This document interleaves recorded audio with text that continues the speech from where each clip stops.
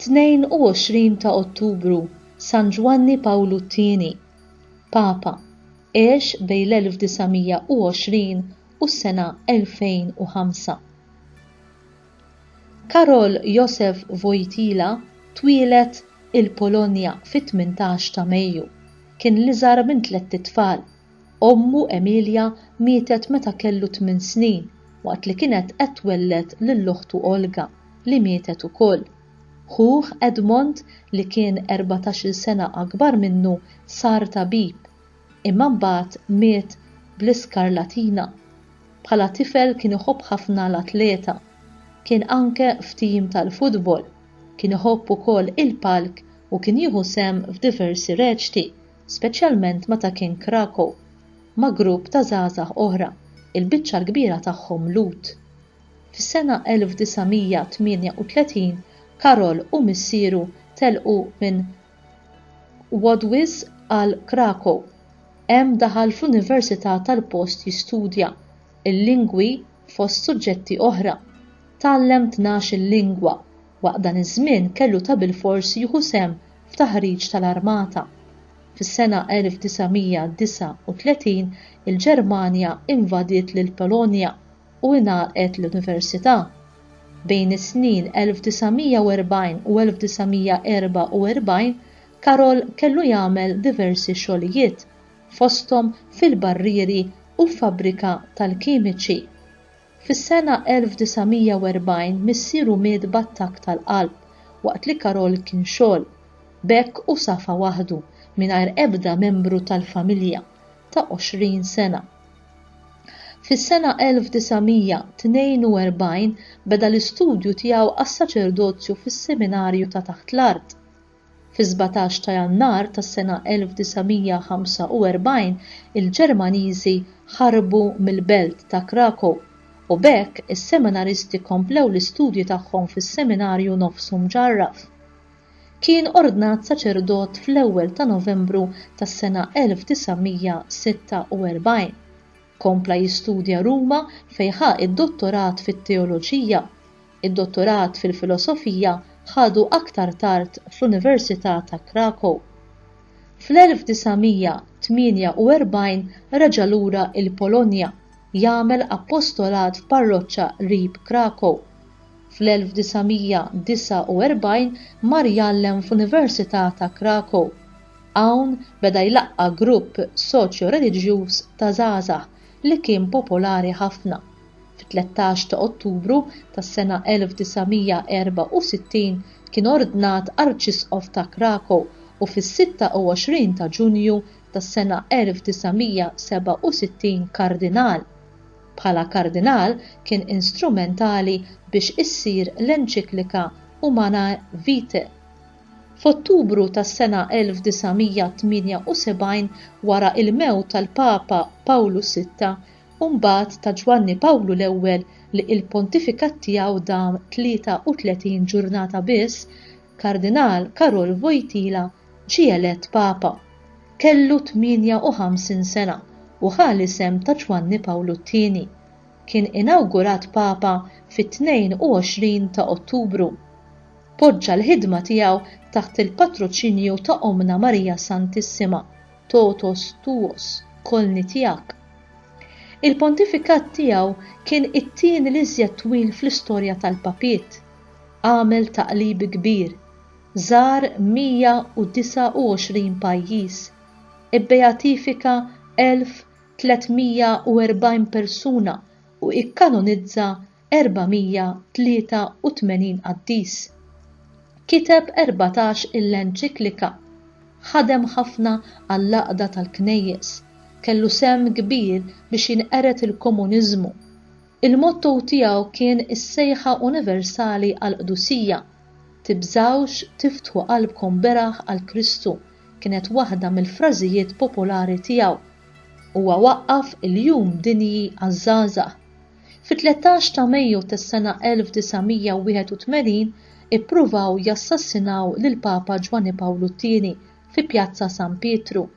Kif ġie konxju l-isptar, mill-ewwel qal li kien għadu ħaj bl-interċessjoni ta' Sittna Marija ta' Fatima.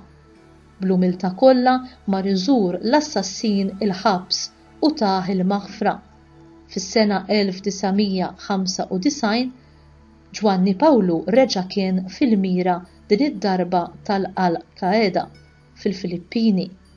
Fis-sena 2001 beda jissofri bil-marga tal-Parkinson's u minkejja id-dbatijiet tiegħu kompla jaqdi dmiru sal-aħħar u miet fit-2 ta' April tas-sena 2005. Fit-19 ta' Diċembru tas-sena 2009 sar venerabbli u l-Papa suċċessur tiegħu Benedittu XVI ibbeatifikah fl-ewwel ta' Mejju tas-sena 2011. Fis-27 ta' April tas-sena 2014 dakinhar ukoll festa tal-Ħnina Divina kien iddikjarat qaddis fi Pjazza San Pietru minn Papa Franġisku.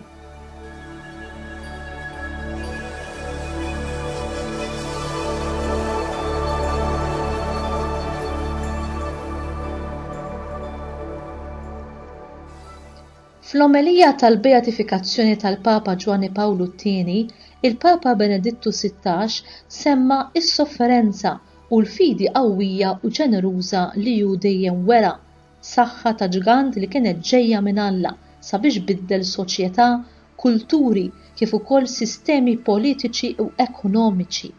Semma kif 6 snin qabel malli tħabbret il-mewt tiegħu diġà kienu bdew is-sejħiet għal beatifikazzjoni tal-Papa Giovanni Paolo II u qal li dan il-jum fl-aħħar wasal. Semma lill-Verġni Marija li Giovanni Paolo dejjem afda lilu nnifsu għal kollox f'idejha u din kienet raġuni oħra għaliex intażel l-ewwel ħadd tax-xahar Marjan barra għax il-ħadd ta' Ħnina Divina. Il-miraklu li wassal għal kanonizzazzjoni tiegħu kien dak ta' Floribet Mora, mara mill-Kosta Rikka li fieqet minn aneurizma ċelebrali bl-interċessjoni tiegħu ftit wara l-beatifikazzjoni tiegħu. Dan kien approvat fit-2 ta' Lulju tas-sena 2013 u ikkonfermat minn Papa Franġisku jumejn wara. Dan huwa id-diskors tal-Papa Giovanni Paolo II dwar l-ewwel żjara tiegħu f'Malta fl-udjenza tal-34 ta' Mejju tas-sena 1990. Mikkejja ċ-ċokon tagħha, Malta hija pajjiż b'importanza internazzjonali kbira. Il-qagħda ġeografika tagħha iffavoriet il-laqgħa ta' kulturi u idjomi differenti. Illum ukoll Malta għadha tħaddan din il-vokazzjoni ta' medjazzjoni fost il-ġnus tal-Baħar Mediterran kollu. Nittama li hija taraf tissokta f'din il-missjoni naturali tagħha mingħajr ma tirrinunzja għal patrimonju prezzjuż ta' valuri li kisbet mill-ġenerazzjonijiet li għaddew. Filwaqt li kont qed nerġa' lura lejn Ruma, bqajt inħoss profondament l-impressjonijiet li ħadd waqt iż-żjara. Fuq ix-xtut ta' dik il-gżira kien niżel San Pawl.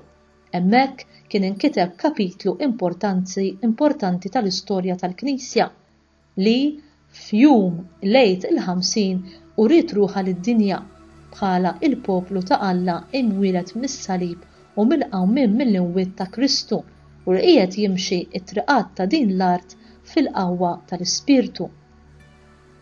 Issa din li ġejja hija silta mid-diskorsi tal-aħħar messaġġ ta' tluq fl-ajruport fid-9 ta' Mejju tas-sena 2001 ta' Giovanni Paolo II qabel ħalla Malta fit-tieni żjara tiegħu. Malta qiegħda fiċ-ċentru tal-Mediterran, għalhekk intkom għandkom vokazzjoni unika biex tibnu pontijiet bejn il-popli tal-Mediterran, bejn l-Afrika u l-Ewropa. Il-futur tal-paċi fid-dinja jiddependi fuq it-tisħiħ tad-dijalogu u ftehim bejn kulturi u reliġjonijiet. Komplu fit-tradizzjoni tagħkom ta' ospitalità u komplu fl-impenn tagħkom nazzjonali u internazzjonali fl-interess tal-ħelsien, ġustizzja u paċi. Jiena xtaqt li nħeġġeġ lil dawk li kollha ta' rida tajba biex jiddefendu l-ħajja, biex iġibu l qudiem ir-rispett lejn id-dinjità ta' kull persuna, biex iħarsu l-familja minn tant teddid tal-lum, biex jgħinu lill-foqra u l-isfruttati tad-dinja u biex jaħdmu għall-ordni internazzjonali mibni fuq ir-rispett għal-liġi u fuq is-solidarjetà ma' dawk inqas ixxurtjati. Dan huwa wkoll ix-xogħol u l-ideal li nħallilkom, maħbub poplu ta' Malta. Fl-Atti tal-Apostli San Pawl jikteb li il-Maltin urew ġieħ kbir lil San Pawl u sħabu u meta ġew biex jitilqu qabbew fuq il-ġifem kull ma kienu jeħtieġu. Atti kapitlu 28 vers 10. Spiritwalment jien kelli din l-istess esperjenza u ser nitlaq imfaħħar l-Alla f'qalbi għalikom il-koll. Mhux li kien eżistijej li aħna nieħdu tassew dan il-kliem ta' talimu bis-serjetà u napplikawh fil-ħajja tagħna kieku aħna wkoll inbidlu l-istorja tad-dinja kif għamel dan il-Papa kbir. San Giovanni Pawlu II itlob għalina u mod speċjali għal Malta li ma tantx qed tagħti widen għat-twissijiet tiegħek.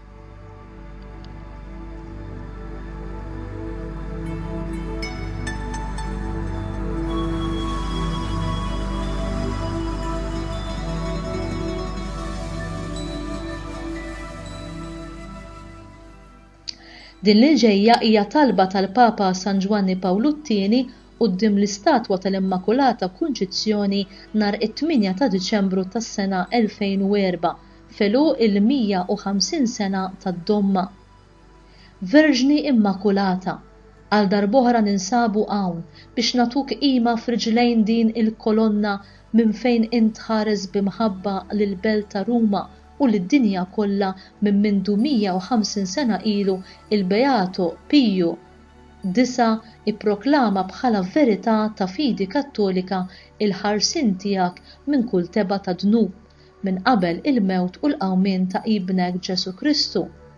Verġni Immakulata, iż-sbuħija spiritwali bla mit-tifsa tiegħek hija għalina għajn ħajja ta' fiduċja u ta' tama. Meta għandna lilek bħala Verġni Qaddisa, bħal maran tal-fidwa eterna, inħossuna żguri fil-mixi tal-ħajja. Għalhekk Marija, fiduċja lejk nirrikorru, għenna biex nibnu dinja fejn il-ħajja tal-bniedem tkun dejjem maħbuba u mħarsa minn kull forma ta' vjolenza, fejn kulħadd tifittex bil-qawwa kollha il-paċi. Verġni Immakulata, f'din is-sena tal-Ewkaristija għatina niċċelebraw u naduraw fidi imġedda u bimħabba tħeġġeġ il-misteru qaddis tal-ġisem u d-dem ta' Kristu. Fl-iskola tiegħek, O Marija Ewkaristika, għallimna nagħmlu tifkira tal-opri tal-għaġeb li Alla ma jieqaf qatt iwettaq fil-qlub tal-bnedmin. Bi premura ta' Verġni Marija, mexxi dejjem il-passi tagħna fit-triq tat-tajjeb. Amen.